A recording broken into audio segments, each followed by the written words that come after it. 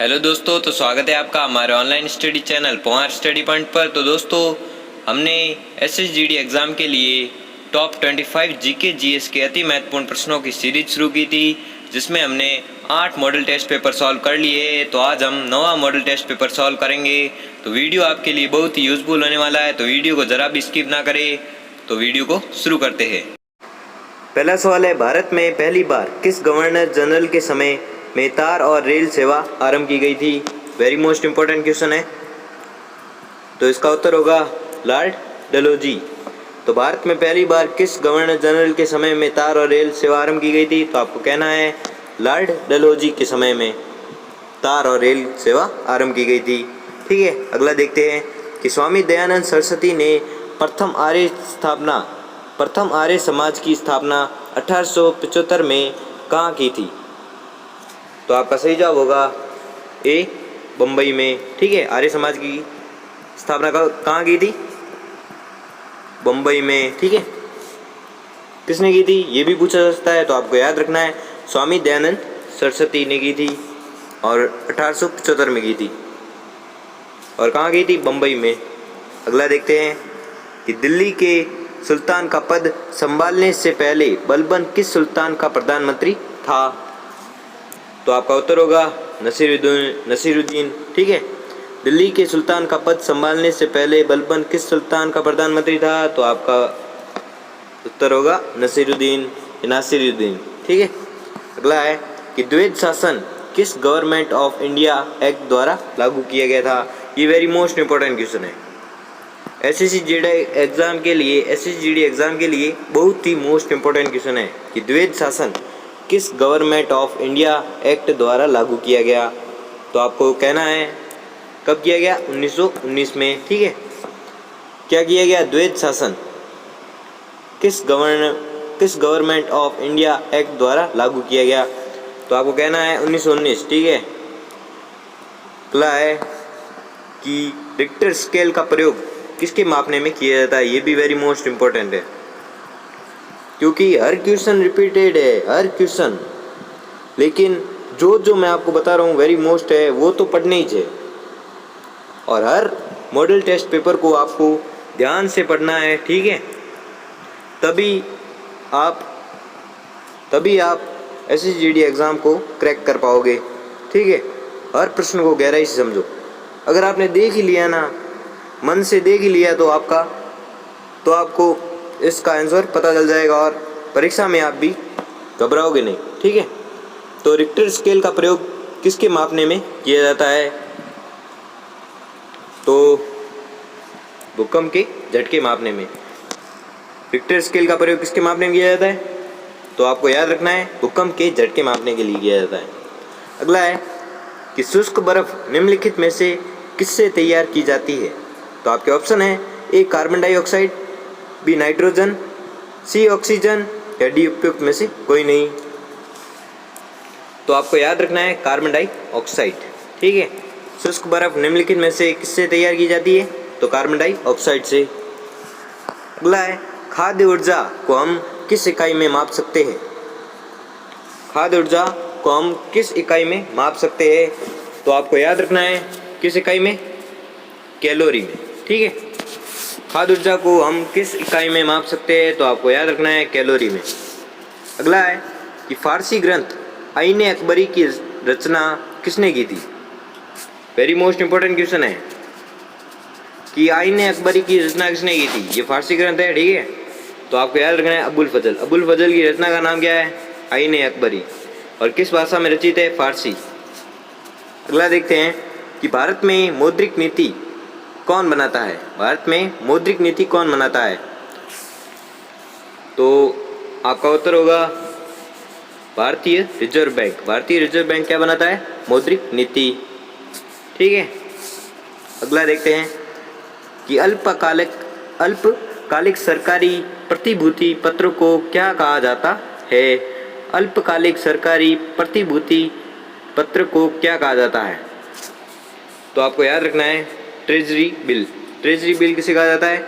अल्पकालिक सरकारी प्रतिभूति पत्र को ट्रेजरी बिल कहा जाता है। ठीक है, अगला देखते हैं कि एक जेट इंजन की किस सिद्धांत एक जेट इंजन किस सिद्धांत पर कार्य करता है?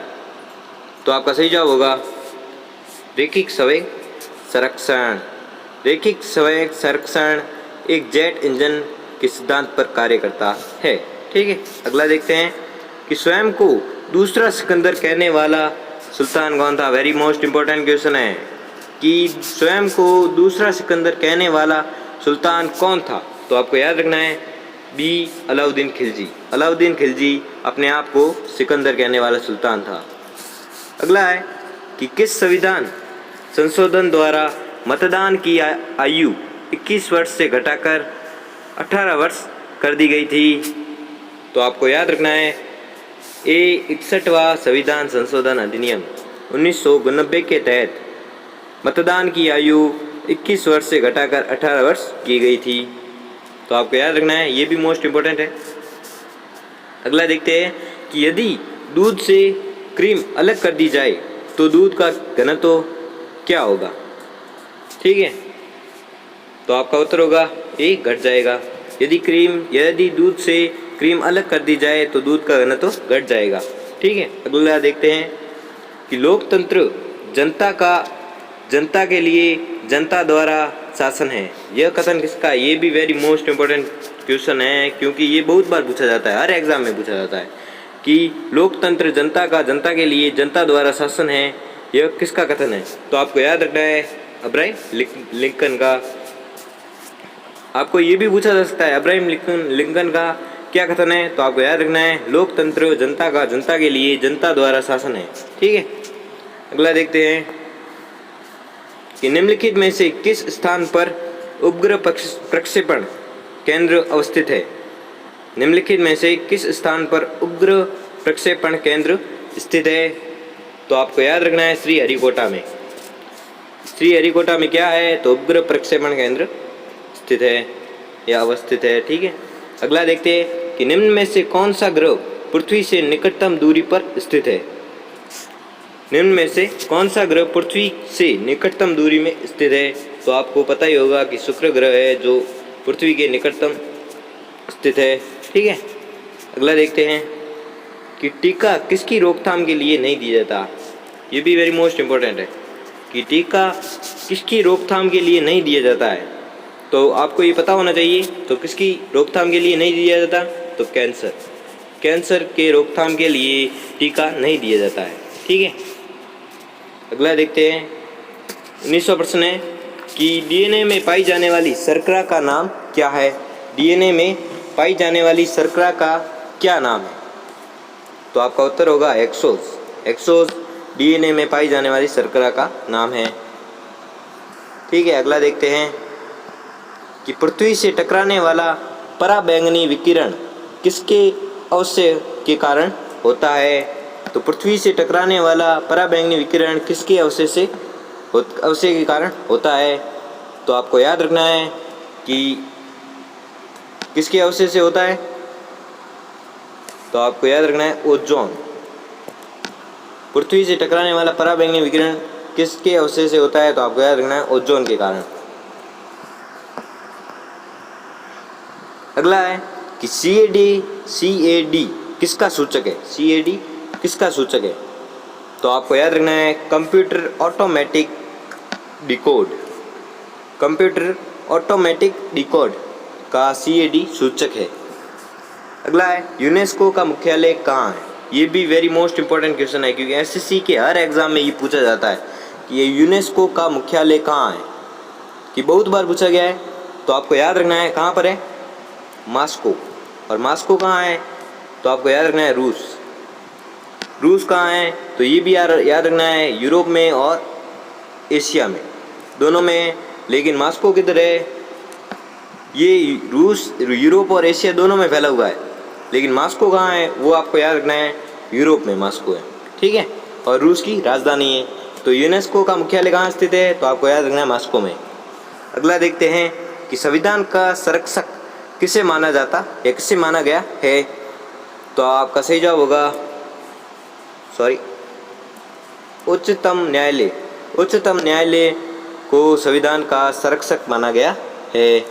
अगला देखते हैं कि पारिस्थितिकी तंत्र में ऊर्जा का मुख्य स्रोत कौन सा है? पारिस्थितिकी तंत्र में ऊर्जा का मुख्य स्रोत कौन सा है? तो आपका सही जवाब होगा सूर्य। तो पारिस्थितिकी तंत्र में ऊर्जा का मुख्य स्रोत कौन सा है? सूर्य।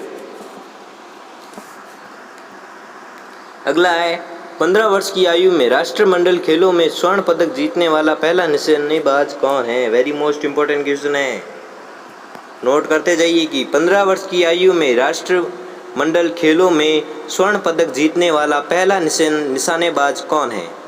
तो आपको याद रखना है अनीस बनवाला, अनीस बनवाला।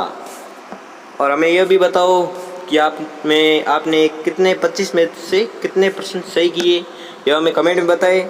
और अगर हमारा वीडियो अगर आपको अच्छा लगा हो तो वीडियो को लाइक और चैनल को सब्सक्राइब ज़रूर करें और बेल आइकन को भी प्रेस करें, जिससे कि हमारी वीडियो की नोटिफिकेशन आपको मिलती रहेगी। ठीक है, तो धन्यवाद।